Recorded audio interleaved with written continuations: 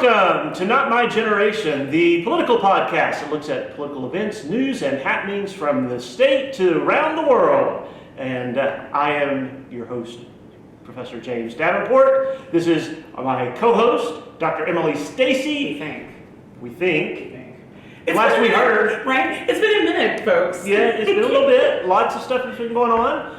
We're going to have a focus today kind of on state government because the state legislative session started this Monday with the governor's State of the State address, and then we've already had some bills move, some controversial bills move through the legislature, and so we're going to be talking a little bit about that, and who knows what else will come up on our radar screen before we're done. You never know. So, without further ado, we'll talk about State of the State. Sure. Yes? All right. So, Governor Stitt, as is required by the state constitution, delivered his State of the State address. They need to come up with a better name for that. They really do. But nonetheless, he did that on Monday in a joint session of the State House and State Senate.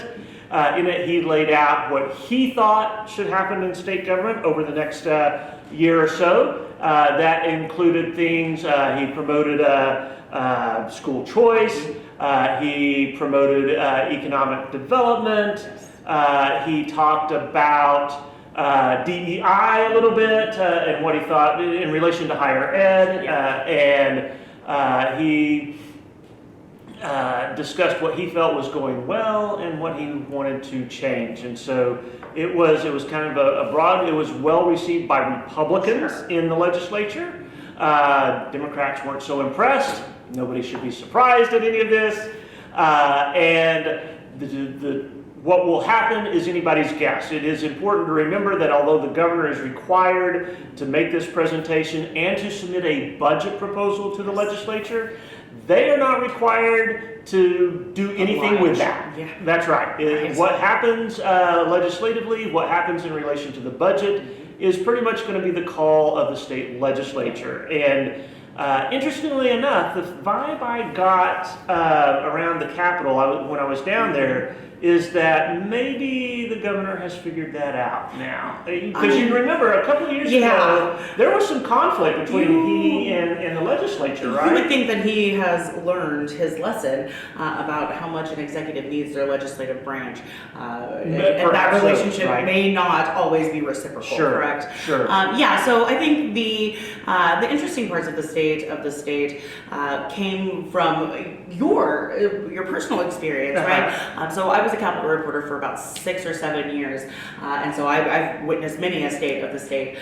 This is the first one, and personally attended them. So I want you to tell the folks about the ticketing situation. Yes. So it used to be that it was just first come, first served, right? So the state, this is always done in the House chamber because it's the larger of the chambers, and they have the floor where the members sit.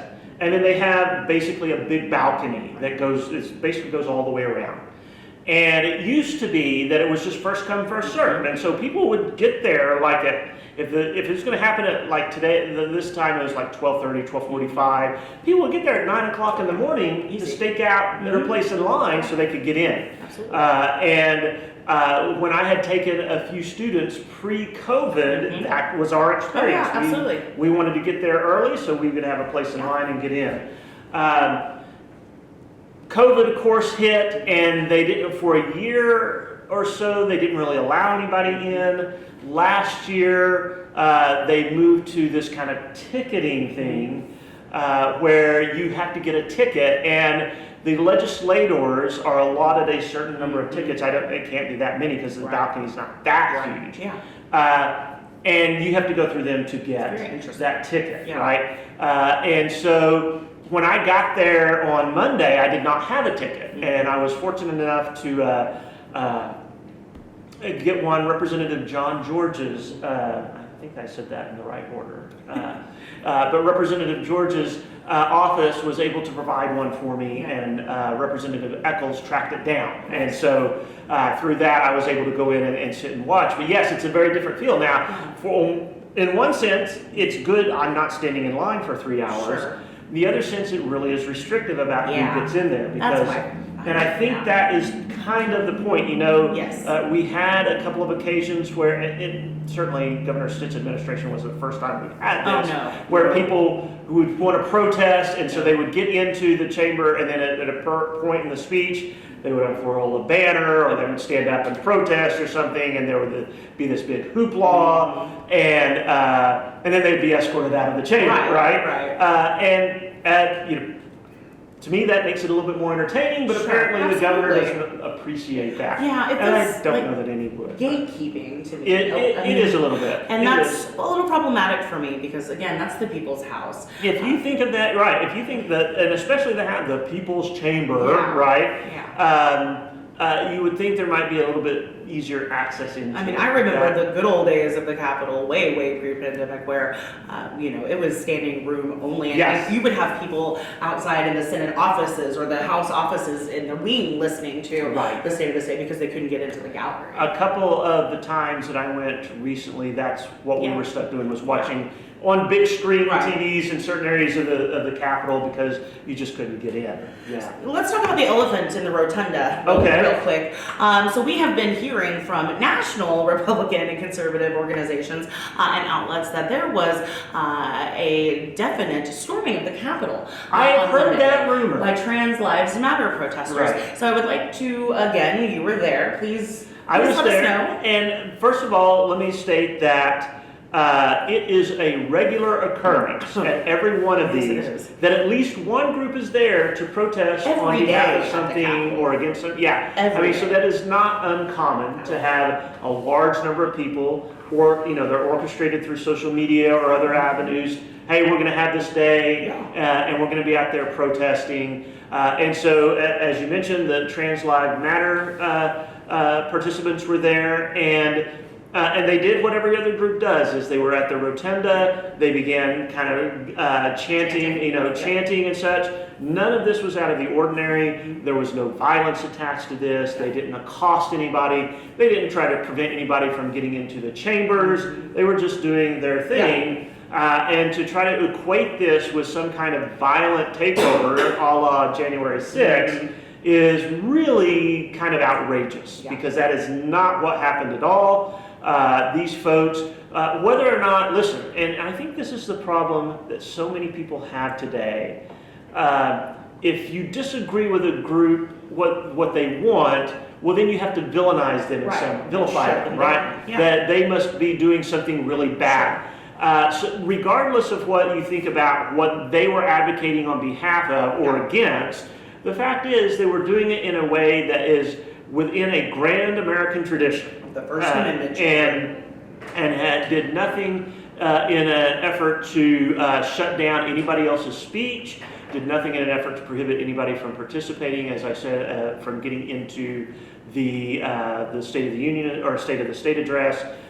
So yeah, this has been way overblown, and I don't think it is by accident. Now, to his credit, I did hear that Governor Stitt was on a show, a radio show later this week, saying basically the same thing, that this was not some attempt to take over the Capitol, that they weren't behaving in some way that was outside the bounds of what we would expect. Right. So at least he came out and said that. I'm glad he did. I wish some of these national conservative shows, and we saw this last year with a local media outlet, Non-Doc, who they conducted a debate, and you saw the same thing, people taking out of context something that was said during the debate, and just running with it. These were national folks who were not there, clearly didn't watch it, and just they ran with a story that they thought would get attention, right? And so it is unfortunate that occurred. I thought their protest was, in some ways, maybe even more mild than what we've seen in other ways. I mean, if you've ever been to the Capitol on Second Amendment Day, so I mean, there are tons of groups. Every biker advocacy day. I've got a student at OCCC who's part of that group. I mean, there are much larger groups that are advocating, protesting, doing all kinds of stuff. So delivering kolaches to your state capitol. No, let me. As a person who was actually there, I was on the second floor when they began chanting. chanting. I thought, and actually I took some pictures of course you people did. that were there, posted them on social media because that's what I do. Right. Gotta document it. And there was nothing violent. There was nothing untoward. I mean, they really were out there exercising, as Dr. Stacy said, their First Amendment rights. Not only the right to speech, but the right to assemble, There you go. right, and to petition government, right. So lots of First Amendment rights that were on display during that, and I thought they did it very appropriately. Yeah, so I, have been, me, Twitter addicted. So I followed actually a couple of different Republican Oklahoma State senators and representatives through the course of this week who have been on Twitter saying exactly that. Like, I'm going to vote for the bill they're protesting against. However, I'm happy to hear their voices. Yeah. That's what democracy is. That's what we need to have is legislators who are willing to listen. Exactly.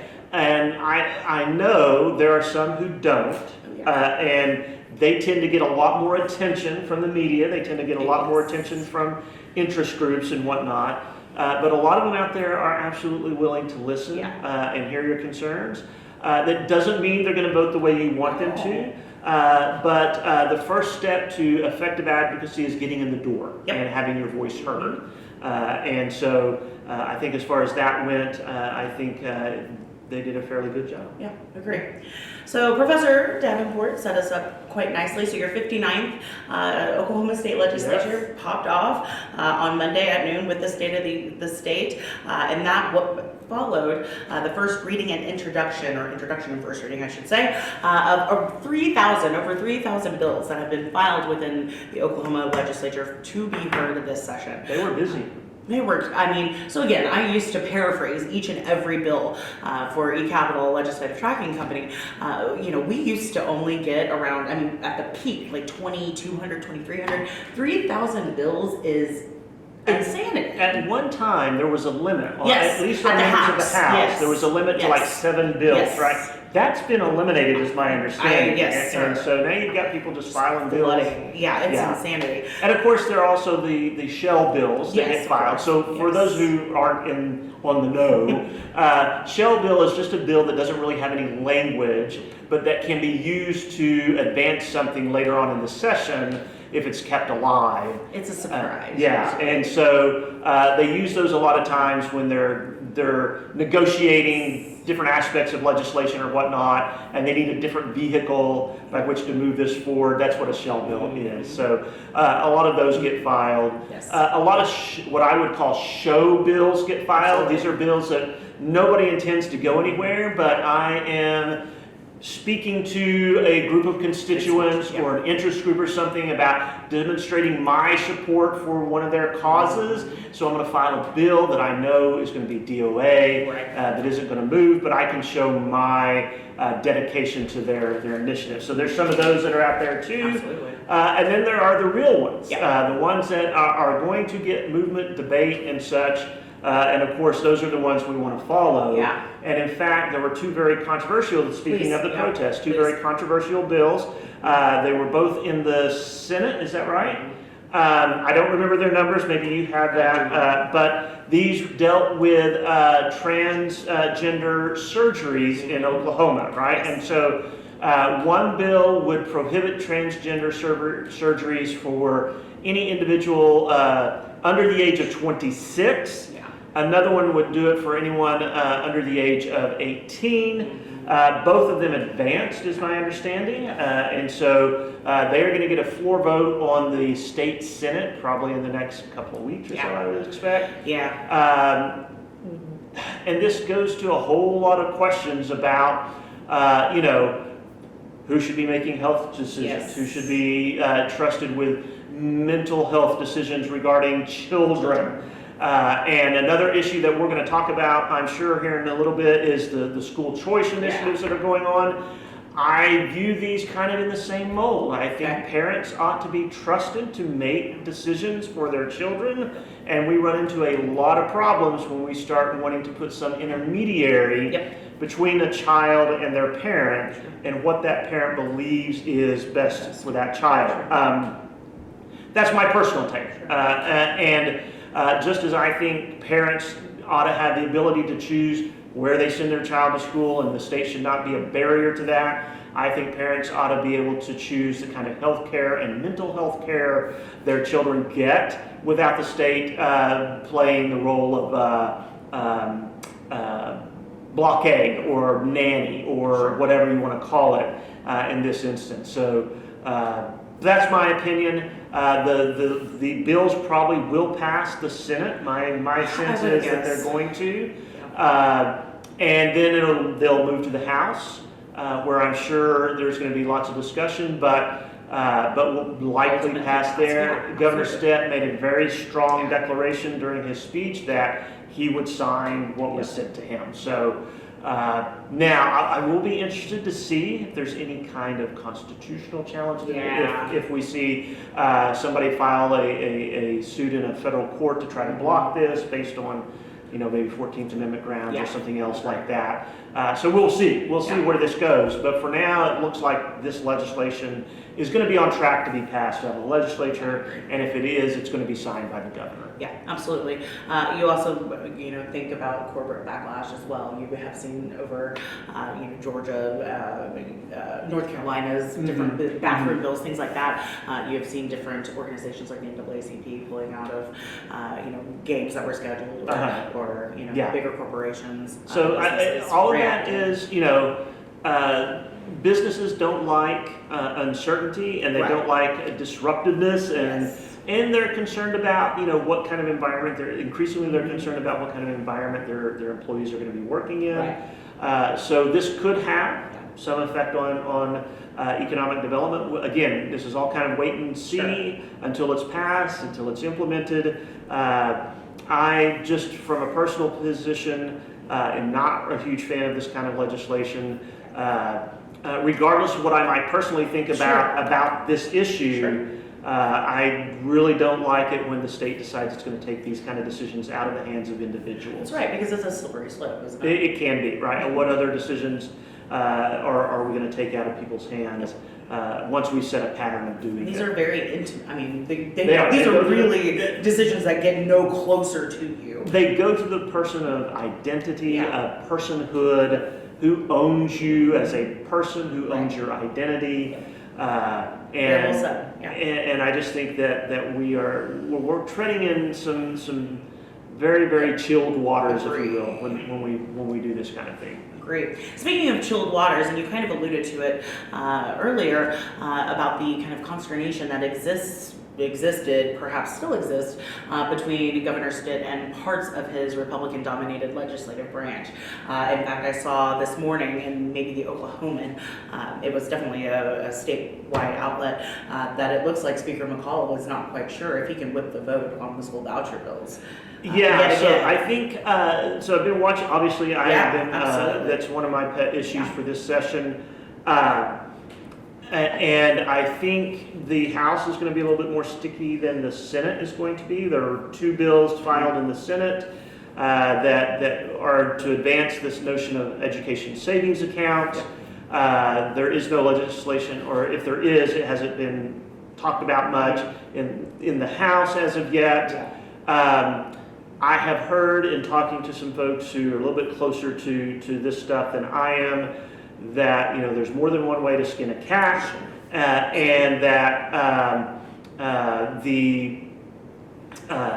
there might be a way that a compromise somewhere down the line that the speaker might be able to move some votes on. As of yet, just on those ESA bills themselves, the speaker, as you said, indicated in at least one outlet that he wasn't sure the votes would be there for that. So it's going to be interesting to watch. This has become, in some senses, at least in the legislature, kind of a rural-urban kind of split, with those in the rural areas being, legislators from the rural areas being a little bit more skeptical.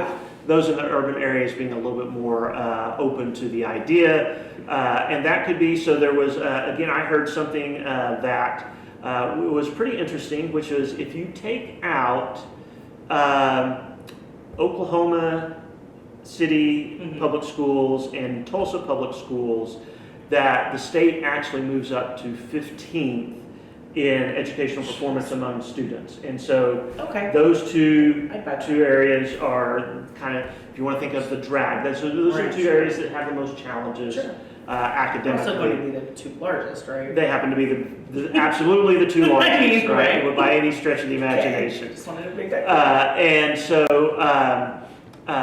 there could be, there could be a discussion about doing something for urban schools and kind of leaving rural schools out. So there's, in fact, one of those ESA proposals kind of does that as Shows the line. a cap. If you live in a community of 10,000 or fewer people, you would only have access to this if you are in a school district that doesn't meet certain requirements or whatnot. So lots of discussion about that. It'll be interesting. The first hurdle will be the Senate. That's where this legislation is going to move first. Last year, even with the pro tems effort and push, it didn't make it off the floor of the Senate. So it'll be interesting to see if anything changes this year. You kind of get a glimpse of whether or not Kevin Stitt has gained any political capital. Yeah, no, and I think this issue is going to demonstrate whether he and or Superintendent Walters have significant political capital at the legislature to move this forward. Yeah, right? This is going to be because it's going to take them moving this and calling some folks, and saying, I got to have your vote on this for that to happen. Agreed. And I don't have a feel for, like I said, I feel like based on some conversations and just some passing comments that at the Capitol that maybe Stitt is working on solidifying his relationship with the legislature this year. So maybe that'll work. Maybe that'll work. I don't know. I think the most effective, and I'm going to be a little political here, but that's what this show's about, right? I think the best thing that Ryan Walters could do for the school choice effort is to keep his mouth shut. Yes, I agree. Stop recording things from your cars, or stop recording videos in your car. Yeah, please. just be quiet and maybe quietly advance this, but I just do not think he's being helpful at this point in time. Agreed. Yeah, I couldn't agree more. The more you beat on that drum, the less those folks that are on the line are going to want to come to your side. Yeah. It's a very, very tentative thing. A couple of other education-related bills. So Senate Bill 20 would disallow history, civics, government, and social studies teachers from debating or addressing, quote, widely debated and currently controversial issues of public policy and social affairs. So read that again. History, civics, and government, as well as social studies teachers could not be compelled to address current events or, quote, widely debated and currently controversial issues of public policy and social affairs. Yes, because the last thing we want to do is teach our students how to have civil conversations and to relate what they're learning in class to what's going on right now, or have any kind of conversations with people who disagree with them. We don't want to teach anybody like that. Everybody needs crazy to be stuff. comfortable, right? According to 1775, right? Which is so ironic to me that language would be included, because that's their criticism of other people is, oh, they're a bunch of snowflakes, they can't, and then we're writing into legislation, we can't make people uncomfortable. And so I think, listen, I believe that the best people to decide what should be included in a curriculum are the people teaching that curriculum. Great. And no one at 23rd and Lincoln is competent to make that decision. He said that one, I didn't. They just aren't. And I don't care if they were a former teacher or anything else, you're not competent in your role as a legislator to make that decision. Active people, professionals who are engaged in that practice are the ones who are competent to know, and we should trust them. And if we don't trust them, don't hire them. There you go. But that's my thing. And I'm way too much of my own stuff. He's feeling his oats today, folks. We're a fan. So Ben, let me poke him because he wanted to just stay on state and local. Do you have any other legislation you wanted to? No, I was going to ask you If if you you're had thinking about- if you had anything that came to mind real quick. I had saw some bills earlier, but I don't know where they are, and now I can't remember. Yeah, them. not much has gone on this week in terms of committee action. Obviously Monday, but then Sure. usually they don't really start committee work until about Thursday of that first week. So I was actually kind of surprised they moved those two bills. They must really be hot-footed on and want to get those the process started on that because they know it's going to go to conference. I right? think so. Yeah. So we had a kind of a host of bills that deal with election processes. Some changes to the Yeah. initiative petition. Please. There's some legislation about that, right? Yeah, That would, my understanding, would actually make it harder Yeah. for the citizens to initiate laws on their own, right? Yep. So for those of you who aren't aware, there are two ways the citizens of Oklahoma can initiate legislation on their own. One is the initiative petition, in which you send around a petition. You need a certain percentage of registered Oklahoma voters to sign it. If you meet that criteria, boom, you get something on the ballot, and the voters can decide, right? In fact, we have such a thing coming up on the question of marijuana. March 7th, indeed. First week of March, you're going to be able to decide, should we just full-on legalize marijuana or should we not? And that'll be the people initiated that, and the people will be making the decision. The legislation that we're talking about would, I think, raise the threshold. One of them would raise 15 to 20, from 15% to 20%. 20%. That's a significant It's number huge. of people that you would have to get signed. Yeah. Another one I think would change a provision if it was impacting the Constitution. It wasn't just that you had to have a majority of the people, but you had to have the majority of the people in a majority of the counties. Yeah. So that would also change, kind of the way things work as well. And if you think it's important that the people have an ability to go around a legislature that maybe doesn't want to do what the majority wants them to do, then you probably don't want these restrictions, right? And I think these are bills that deserve attention, and they deserve people voicing to their legislators what they think should happen on this. Exactly. There was just one other bill I wanted to note under elections. Senate Bill 1016 by Shane Jett would eliminate the no excuse absentee voting and requires voters to select a reason why they are not able to vote in person. That one I knew was going to tweak him, so we just like to get the reaction there. We like the first-hand reaction. Painful, isn't it? It's painful. Okay, so let's go back to Oklahoma and our voting system. We have one of the most recognized voting systems in the country. Right. We have a very secure system. We have a very accurate system. And the idea that we need to restrict voting because there's something wrong is, quite frankly, ridiculous. This is just another effort to try to tailor who gets to vote in a certain way that is, in my opinion, grossly inconsistent with the democratic process. Yeah. There's not even a hint of fraud in the Oklahoma election system. Certainly not. And the fact that anybody's going to waste any time on this says more about their agenda than it does about what mythical problem they're trying to solve. Right. I agree. You are getting me to say all sorts. I'm probably going to get in trouble over some of this stuff. Well, we'll end on that then. we'll save student loan forgiveness for the next episode. No. Do you want to? We can do that pretty quickly. All right. Right? We'll go right ahead. Okay.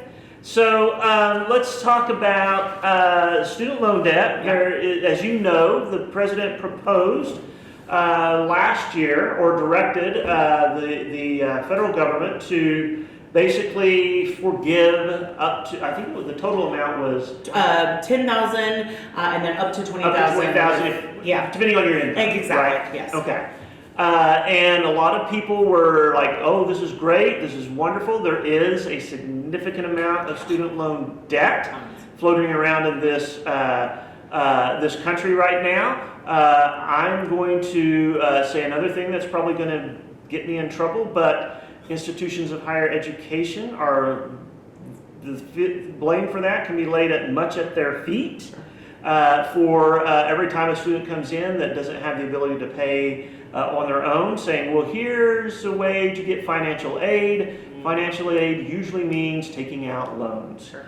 And not giving them much in the way of information about the market value of the degree that they would be walking out with. And so I think that is a huge problem. It remains a huge problem. It's a problem nobody wants to discuss.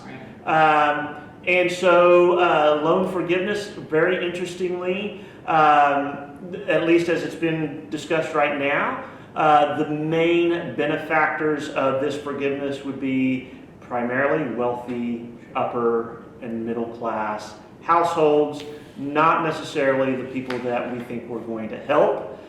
So it's kind of a regressive benefit. And so I think we need to rethink it. Do I think we need to rethink how we're doing education and financing education? I absolutely do. I just am not convinced that these proposals are going to have the impact that those advancing them believe they do. And I think we need to first start with what has driven this increase in student debt, and then find out how do we address those root causes, if you will, rather than the end. Now that I don't want to sound I definitely do not want to sound insensitive to people who find themselves in massive student loan debt. I will tell you, I've got significant student loan debt as well. Unfortunately, I was not able, like my wife, to convince my employer to just pay for all of mine. I'm not in that kind of field, so that didn't happen. But I completely understand the burden that this places on people, and I think since 2012, I believe, it may be a little bit, or this was part, nobody knows this, I say nobody, but it sounds like it's a conspiracy theory, but very few people are aware that part of the Affordable Health Care Act in that legislation included shifting student loans almost exclusively to Sallie Mae, which is a quasi-governmental issue. So all of that student loan debt since that time has been facilitated through that company or that organization, however you want to talk about it. And so when we talk about predatory lenders, I hear that often used in relation to student loans. The largest predatory lender is a quasi-governmental agency. And so we need to be thinking about how to approach this from more than just how do we solve this immediate issue to how do we make sure that we no longer expect or require people to mount massive amounts of debt to get a decent education. So as you guys probably know, throughout the pandemic, you have had your loans on hold. That's correct. Yep. And so that was almost 2 full years of folks not, paying their monthly, sometimes extremely expensive student loan payments. And so you kind of got this sense throughout the population, right, that we stopped paying for 2 years, and the government didn't fall apart. So why are we continuing to pay into this system? The debt program that we're talking about, Biden's that he had initiated, is now stopped. It's been stopped, right? And is under scrutiny by the Supreme Court. The courts, right? That's right. The court system has certainly taken this under advisement. And I don't want to say, I do think that's a legitimate question. To what extent can the president unilaterally make this kind of decision, and to what extent should Congress be the one to say that? It's so hard to say these things because we know that there has been legislative creep for a long time. And even if you agree, and I'm going to go back, some of this is not whether or not you agree with the policy or not. Some of it is, what is the proper mechanism for making something happen? I agree. And the court is going to have to decide, was the president acting within his power under existing legislation to make this decision, or should Congress have authorized him explicitly in legislation to do so, right? I think that's a question worth asking, even though it ties up everybody's hands and nobody knows what's going to be the outcome, right?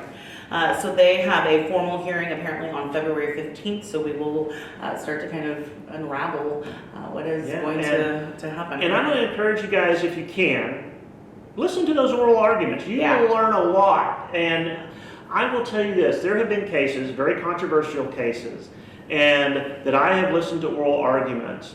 And even if I came away still where I was, I usually gain a measure of respect for the other side Yeah, absolutely. because of the arguments and the way they're making those arguments. And I think it's worthwhile not being just a partisan. It's Absolutely. worthwhile saying, you know what, they make a good point here. Maybe we should consider this. It's a big discourse, man. Yeah, We need more of it.